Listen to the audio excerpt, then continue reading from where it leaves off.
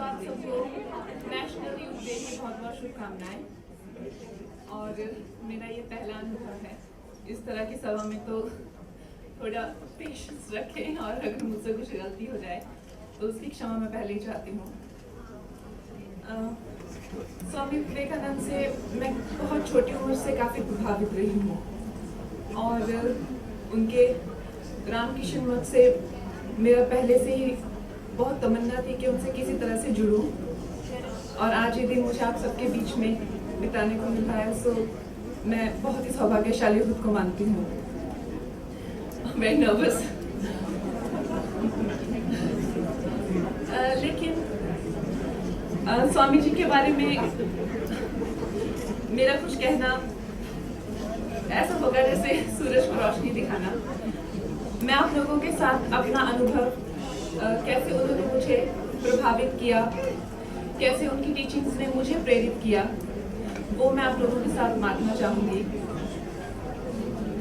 तो मैं बहुत ही छोटे शहर से आती हूँ और जिस तरह छोटे शहरों में लोगों का जीवन होता है उसी तरह से काफ़ी आम जिंदगी जी है मैंने, जब तक कि एक बड़ा फैसला किया ज़िंदगी में। अब स्वाभाविक सी बात है, जब आप कोई बड़ा फैसला करते हैं तो आपको बड़ी मुश्किलों का सामना करने पड़ते हैं, बड़ी बड़ी दिक्कतें आती हैं और बड़ी परेशानियां आती हैं। लेकिन जैसा मैंने कहा, मेरी खुद की आवाज़ गूंज रही है। तो जैसा मैंने कहा, मैं एक बहुत ही साधारण सी युवती थी, तो मुझ में वो क्षमता नहीं थी कि मैं उन परेशानियों का सामना सक्षमता से कर सकूं, या मुझ में इतनी खूबियां नहीं थी कि मैं अपने आप को समझ सकूं। और आई थिंक उस नाजुक उम्र में, जैसे कि मैं 15-16 साल की थी, हर एक युवक या युवती एक तरह से अपने ही प्रश्नों में उलझा हुआ रहता है। क्या सही है, क्या गलत है, दोस्त कुछ कहते हैं, माँ बाप कुछ कहते हैं, और जिन लोगों को आप अपना आदर्श मानते हैं वो कुछ कहते हैं। क्या सत्य है, क्या झूठ है, क्या सही तरीका है जिंदगी जीने का, तो इसमें इंसान उलझ के रह जाता है।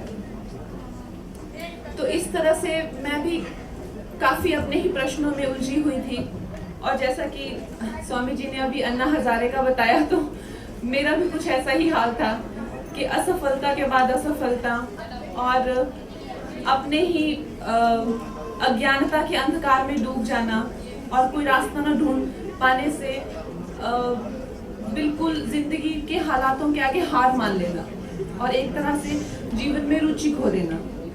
वो मुकाम मैंने भी जिंदगी में बहुत छोटी उम्र में देखा है। लेकिन फिर मैं कहूँगी कि पता नहीं क्या ये एक लाइफ होती है, या उसे किस्मत समझ लीजिए, या कोई ना कोई आपकी ज़िंदगी में आता है, जैसे उसको ट्रेन में रखी हुई पुस्तक मिल गई। तो इसी तरह से मेरे योग गुरु ने मुझे कुछ पुस्तकें दी, और मैं कहूँगी कि मेरी एक ज़िंदगी का नया दौर शुरू हुआ, जिसमें से मैंने जब राजा योगा पढ़ा, ना कि सिर्फ मैंने उसका अध्ययन किया, उसका मैंने बहुत अभ्यास किया। फिर एक मानसिक शांति, और उस छोटी उम्र में मैंने स्वामी विवेकानंद को अपना गुरु हर तरीके से मान लिया। और फिर जब मैंने कर्म योग पढ़ा, मैं कहूँगी कि जो काम के जो गूढ़ रहस्य हैं, और जिसके करके मुझे इतनी कामयाबी मिली कि जो आई थिंक कहीं ना कहीं प्रोफेशनल लेवल पे आप लोग देख सकते हैं, लेकिन उससे ज़्यादा मेरी कामयाबी जो दुनिया देखती है या देख सकती है या प्रोफेशनल लेवल पे, वो तो 1% है। लेकिन एक इंसान के तौर पे उनके जैसे प्रेम योग, जनन योगा जैसी किताबों से, और जैसे उनके लेक्चर से मुझे जिस तरह का एक नया जन्म मिला है, वो सिर्फ मैं ही समझ सकती हूँ, वो कोई नहीं देख सकता है। तो आई थिंक कहने का मतलब ये है कि ज़िंदगी तो है रहस्यों से भरी हुई। कोई नहीं जानता कि हम कौन हैं, क्यों आते हैं, कहाँ जाते हैं। जन्म और मृत्यु का जो एक ये पूरा साइकिल चलता है, इसे कोई नहीं ये दावा कह सकता कि पूर्ण रूप से समझते हैं। लेकिन अगर किसी को, जैसे रोशनी, जैसे विवेकानंद है, मैं भी खुद को विवेकानंद का ही प्रोडक्ट कहूँगी, तो अगर उनको किसी को ये रोशनी मिल जाती है और आप इस रोशनी को फॉलो करते हैं, तो मुझे लगता है कि ज़िंदगी को 100% जो है अच्छे से इस्तेमाल किया जा सकता है अपना भला करने के लिए। अगर दूसरों का नहीं करना है तो अपना ही कर लीजिए, वही बहुत है। और अगर अपना कर सकें तो नेचुरली फिर उसकी स्टेज 2 है कि आप दूसरों के लिए कुछ करना चाहेंगे।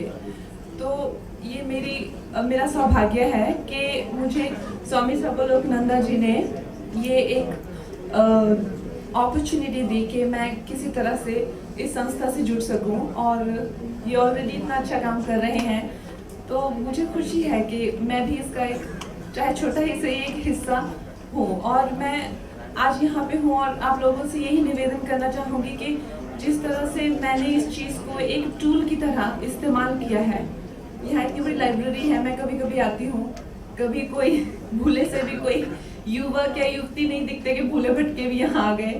तो ये जो है, आई थिंक लोग समझ नहीं पाते हैं, ये ट्रेजर है एक तरह से, और इसका इस्तेमाल कीजिए। और I think thank you very much for being very patient again, very very happy. हाँ जी, कोई सवाल? हाँ जी,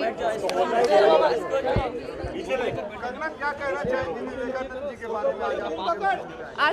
आज उनका जन्म दिवस है, तो इस उपलक्ष्य में हम सब यहाँ पे